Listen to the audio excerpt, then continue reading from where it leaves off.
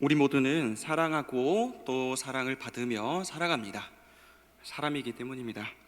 그러나 동시에 그 사랑이라는 것이 가장 귀한 것이기 때문에 그 사랑 때문에 실망하기도 하고 사랑에 상처받는 우리들의 모습도 보게 됩니다. 그러나 그 상황에서 우리가 아주 절망하지 않는 이유는 그런 연약함 속에서도 우리를 붙드는 진정한 사랑이 무엇인지 알기 때문입니다.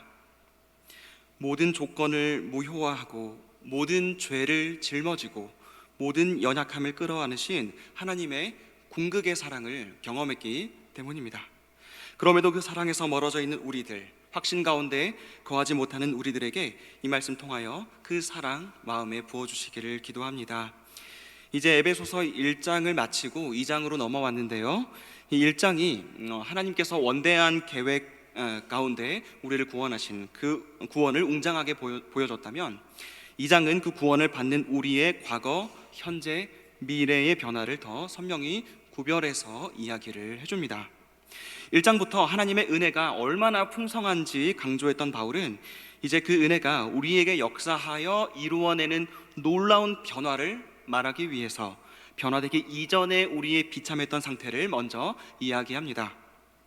우리 모두가 과거에 죄로 인해서 처했던 곤경이 1절부터 3절까지 그려지죠. 1절에서 죽음이라는 가장 차디찬 말로 시작해서 3절에서 진노라고 하는 가장 맹렬한 언어로 맺는 것은 하나님 없이 존재했던 과거 우리의 비참함을 여실히 보여줍니다. 1절에서 바울은 우리가 이전에 허물과 죄로 죽었었다고 말합니다. 물론 이 죽음은 육체의 죽음은 아니죠. 믿고 영접해서 구원을 얻기 이전에도 우리의 몸은 살아 있었으니까요. 먹고 자고 놀고 공부하고 다 하셨잖아요. 그러니까 이것은 육적인 죽음이 아니라 영적인 죽음인 것이죠. 영적인 죽음인데 죽을 뻔한 것도 아니고 죽을 수밖에 없었던 것도 아니고 이미 죽은 상태였다는 것입니다. 죽었다는 것은 어떤 기능을 할 수 없는 것을 말하죠. 시체처럼 어떤 활동도 움직임도 없는 것입니다. 그러니까 하나님을 향해서는 생명 없는 시체와 같이 어떤 선한 반응도 할 수 없었던 것을 의미하죠. 그래서 스스로 하나님을 찾지도 않고 원하지도 않았습니다. 죽어 있으니까 스스로 하나님을 먼저 선택할 만한 어떠한 뜻도 없고 의지도 없고 에너지도 없었던 것이죠. 하나님을 향하게 하는 모든 영적인 기능이 철저하게 죽어 있어서 하나님과 어떤 관계도 맺지 못하였던 상태, 그것이 구원받기 이전의 우리의 상태였습니다. 근데 그렇게 하나님을 향하여는 죽어 있었던 우리이지만 다른 것을 향해서는 시퍼렇게 살아 있었으니 그것이 바로 죄였습니다. 죄를 향하여는 살아 있어서 매우 강력하게 적극적으로 죄 가운데 걸으며 사는 삶이었음을 2절과 3절에서 보여주죠. 이 세상 풍조를 따르고 공중의 권세 잡은 자를 따르고 육체의 욕심을 따르는 것 말입니다. 이 세상 풍조에서 이 풍조라는 말의 원어 뜻을 명확히 확정짓는 것은 쉽지 않습니다. 통상적으로는 시대라고 번역하기도 하는데요, 일관된 진리가 아니라 변화하는 이 세상의 시대를 따르는 것이죠. 여기서 이 세상은 공간적이고 풍조, 즉 시대라는 것은 시간적인 개념입니다. 그러니까 시간적으로나 공간적으로나 하나님과 관계없는, 하나님과는 매우 이질적인 삶의 양식을 따라서 시공간을 살아왔던 것이 우리들이었다는 겁니다. 우리로 그렇게 살게 만들었던 존재는 바로 공중의 권세 잡은 자라고 합니다. 이 존재도 단순히 세상을 지배하는 어떤 시대 정신을 의미할 수도 있지만 더 나아가서 골로새서 1장에도 등장하는 그 흑암의 권세, 곧 어두운 영적 존재까지도 의미할 것입니다. 그 악한 영의 지배 가운데 살았던 거죠. 그리고 그런 죄된 삶은 결국에 자기 사랑으로 귀결되는 삶이었습니다. 3절에 나오는 육체의 욕심이라는 것은 그냥 성적인 욕망 그 이상의 것을 의미합니다. 그 뒤에 육체와 마음에 원하는 것을 했다는 말에서 알 수 있듯이 자기 욕망을 채우는 데에 관심을 갖고 사는 거죠. 기었고 자기 중심적인 삶을 갈망하고 충동하며 살아왔던 것입니다. 그러니까 3절은 세상의 시대를 우리가 따라가고 또 공중 권세 잡은 그 존재의 지배를 받았다고 해서 그저 우리가 죄에 대해서 수동적이었거나 우리가 어쩔 수 없이 죄를 지었던 것이 아니고 실은 우리 자신이 그것을 좋아하고 그 안에서 적극적으로 즐거움을 누리려고 했던 것이고 그러한 그릇된 자기 사랑의 적극적인 우리였다라고 이야기를 해주는 것입니다. 이런 우리에게 어떤 결과가 따랐죠? 바로 하나님의 진노입니다. 오늘날 이 진리가 얼마나 많이 감춰져 있습니까? 성경이 죄인이라고 말하니까 그건 알겠다고, 죄인이라는 건 인정하겠다고 하지만 그래도 내가 하나님의 진노를 살 정도는 아니었다라고 생각하는 그런 생각 말입니다. 하나님이 그렇게 째째하거나 그렇게 모난 분이 아니라고 생각하면서 말이죠, 그렇게 사랑이 많으신 분이 진노하실 리가 없다는 매우 2차원적인 생각으로 하나님을 파악하려 드는 우리들에게 하나님께서 말씀하십니다. 시편 50편 21절 22절 말씀입니다. 네가 이 일을 행하여도 내가 잠잠하였더니 네가 나를 너와 같은 줄로 생각하였도다.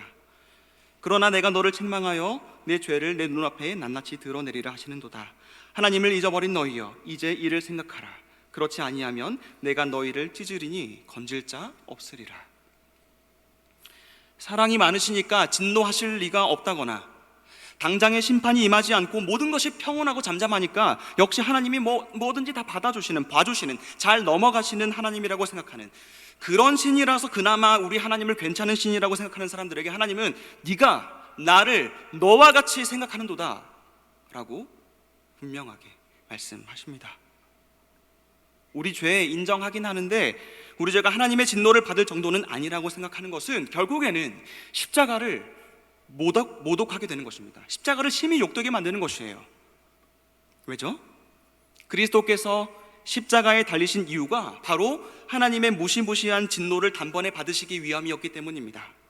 만약에 우리 죄가 하나님의 진노를 받을 정도는 아니었다면 십자가에서 아버지가 진노를 퍼부으시고 아들이 그 아버지의 진노를 한 몸에 받으신 것은 그렇게까지 굳이 하지 않으셔도 되는데 적당히를 모르는 아버지와 아들 하나님의 오버액션에 불과한 것이 되고 말 것입니다. 그러니 이런 생각 자체가 하나님을, 그리고 그리스도께서 우리를 위해 담당하신 십자가 죽음을 심히 모독하는 것입니다. 성경은 분명히 이야기합니다. 우리가 진노의 자녀였다라고 말이죠. 죄가 그만큼 심각한 것이었다고 말이죠. 우리 죄가 초래하는 모든 위험과 공경과 비참함은 우리의 모든 생각보다 훨씬 더 깊은 것이었다라고 말이죠. 우리는 하나님의 진노라는 이런 파괴적인 묘사가 결코 과장이 아니라는 것을 분명하게 인식해야 합니다. 예수 믿기 전에, 믿음으로 구원받기 전에 우리는 결코 중립적인 상태가 아니었습니다. 죽음으로 시작하여 진노로 끝나는 단호하고 엄격하고 냉정한 묘사로 그려지기에 충분한 죄된 추로한 존재였다는 것이죠. 그런데 이런 우리를 하나님께서 구원하셨습니다. 그 구원이 무엇인지에 대하여 5절 6절 말씀은 이렇게 말씀합니다. 허물로 죽은 우리를 그리스도와 함께 살리셨고 너희는 은혜로 구원을 받은 것이라. 또 함께 일으키사 그리스도 예수 안에서 함께 하늘에 앉히시니. 허물로 죽어있는 우리를 그리스도와 함께 살리셨고 그리스도와 함께 일으키셨고 그리스도와 함께 하늘에 앉히셨다라고 합니다. 이것이 우리의 구원이다는 거죠. 여기서 계속 반복되는 것이 그리스도와 함께입니다. 구원이라는 것은요, 하나님께서 멀찍이 떨어진 하늘에서 우리에게 막 떡밥 던져주시듯이 던져주는 희망 고문, 그런 것이 아닙니다. 친히 찾아오시고 먼저 다가오셔서 예수님과 연합되게 하시는 것이죠. 그렇게 예수님과 하나 되어서 모든 면에서 그리스도와 연대하게 만드시는 것, 그것이 우리를 위한 구원입니다. 그분의 죽음에도, 그분의 살아나심에도, 그분의 영광스러운 다스리심에도 연대하게 되는 것입니다. 주님의 죽으심 안에서 우리도 죽고 다시 사심 안에서 우리도 생명을 얻어서 주님과 함께 다스리게 되는 것, 그것이 오늘 5절 6절에 나오는 우리의 구원이라는 거죠. 1절에서도 나왔고 5절에서도 다시 반복된 이 죽음, 그 죽음에서 우리는 살림을 받았습니다. 새 생명을 얻었어요. 그래서 하나님을 향한 영적인 감각이 새롭게 일깨워진 것입니다. 그렇게 하나님께 반응하며 이제는 하나님을 향해서 살아가고 하나님과 교제하며 살게 되었습니다. 그래서 우리에게 있는 생명, 원래 생명이 죽음을 거스르듯이 우리에게 있는 그 생명이 죽음의 세력을 거슬러 싸울 의지와 그 힘을 갖고 살아가게 된 것이죠. 그리고 단지 살리셨을 뿐만 아니라 그리스도와 함께 일으키사 하늘에 앉히셨다고도 합니다.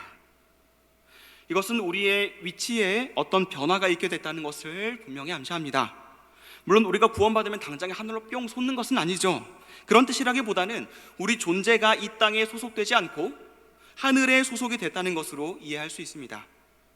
특히 1장 20절에서 예수님의 앉으심이 곧 예수님의 통치를 의미했듯이 우리도 이제 하늘에 소속된 사람으로서 주님의 통치에 함께 참여하게 되었다는 거죠.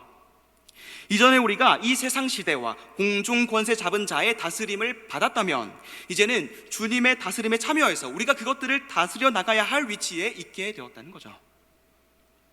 이제는 다른 범주에서 다른 기준으로 생각하고 말하고 일합니다. 하늘의 가치에 비추어 판단합니다.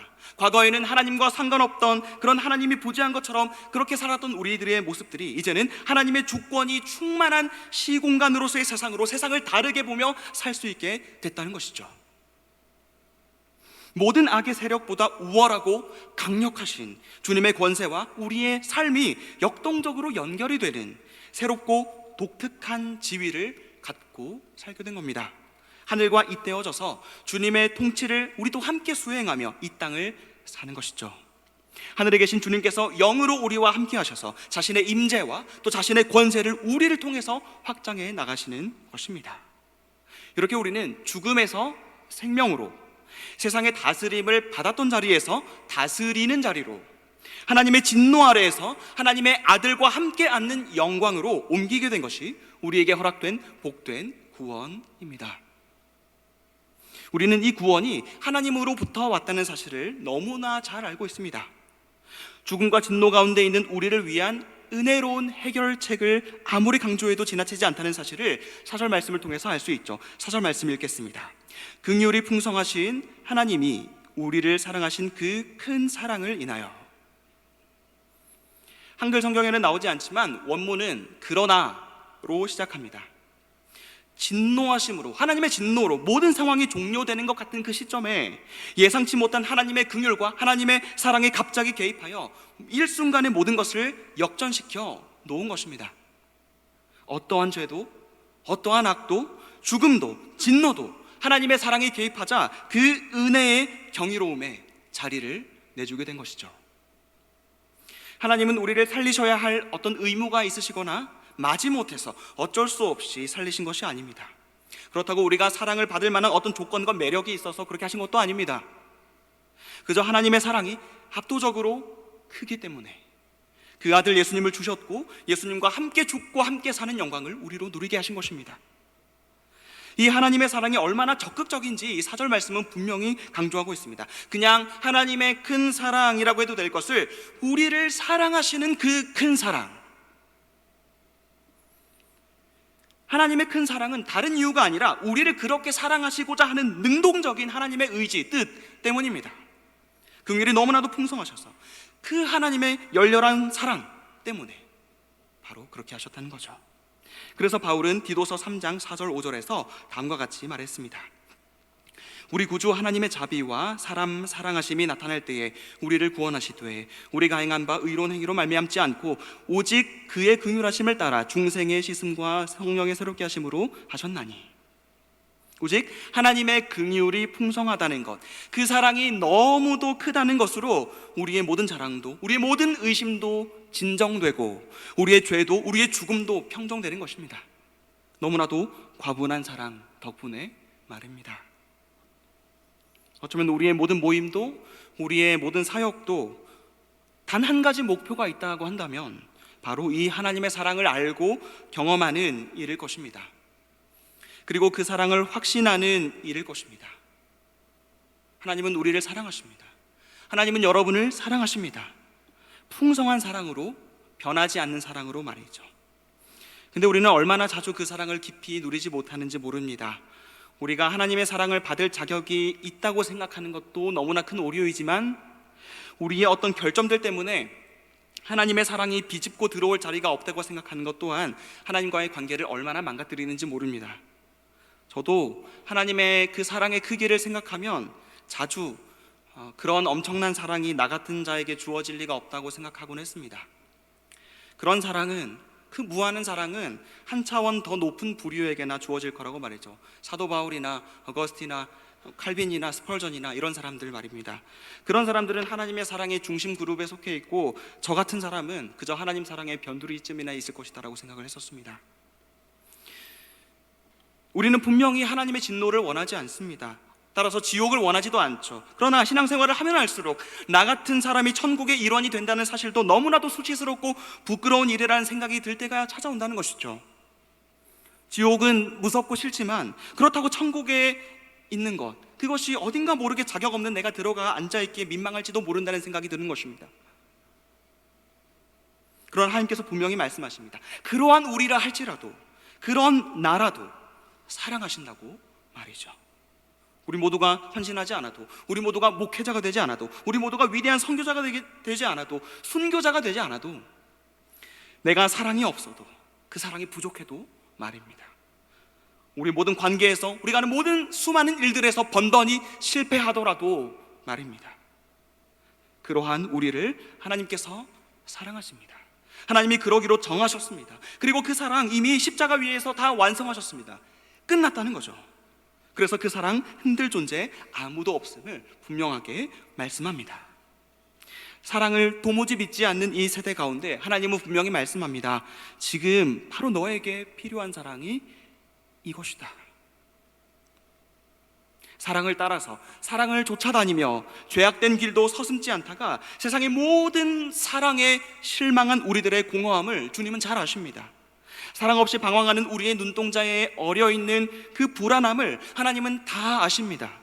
무너진 꿈으로 인해서 느끼는 인생에 대한 환멸과 신앙생활을 겨우겨우 유지하면서도 곳곳에 도사리고 있는 그 냉담한 마음들, 그 모든 것들을 하나님은 다 아십니다. 그러나 하나님은 그 모든 장벽들을 다 쳐부수고 찾아오는 그 하나님의 사랑을 우리가 깊이 경험하기를 원하십니다. 제가 이따금씩 듣는 찬양 중에 How He Loves라는 찬양이 있습니다. 그분께서 얼마나 우리를 사랑하시는지라는 뜻인데요, 거기에 이러한 가사가 있습니다. 그 은혜가 바다 같다면 우리는 전부 잠겨버리고 하늘과 땅이 예기치 못한 입맞춤처럼 만나고 가슴 속 우리 마음이 강렬하게 뛰네. 주님의 은혜가 얼마나 강력한지 보십시오. 주님의 은혜가 바다와 같아서 우리의 모든 죄악을 끌어안고, 우리의 모든 실패를 침몰시키고, 우리의 모든 절망을 휩쓸고, 우리의 모든 죽음을 죽이는 광활한 압도적인 사랑이라는 것입니다. 모든 것을 덮고 차올라서 하늘과 땅이 예기치 못한 입맞춤을 한다 그랬어요. 그 바다의 수면의 높이가, 이 은혜의 높이가 더 높아져서 차올라서 하늘과 닿아서 그 바다가 하늘과 입맞춤할 만큼 그렇게 크고 깊고 높은 바다 같은 사랑이라는 것입니다. 저와 여러분은 그 사랑을 받은 존재입니다. 온 우주의 창조주가 죽으셔야 했을 만큼 우리가 그러한 극악무도한 죄인이었지만, 동시에 그러한 분, 온 우주의 창조주가 죽으셔야 했을 만큼이나 사랑받는 존재, 바로 그 존재가 우리들이라는 거죠. 어느덧 은혜를 잊어버리고 우리 자신조차 이기적이고 조건적인 사랑을 원하고 있지는 않았습니까? 낭만은 있지만 헌신은 없는, 감상은 있지만 희생은 없는, 설렘은 있지만 책임은 없는, 그래서 조그마한 시험도 이기지 못하는 그런 유약한 사랑이 진짜 사랑인 것처럼 여기며 갈구해왔던 굴절된 우리의 성향을 하나님께서 다시 돌이켜주시기를 원합니다.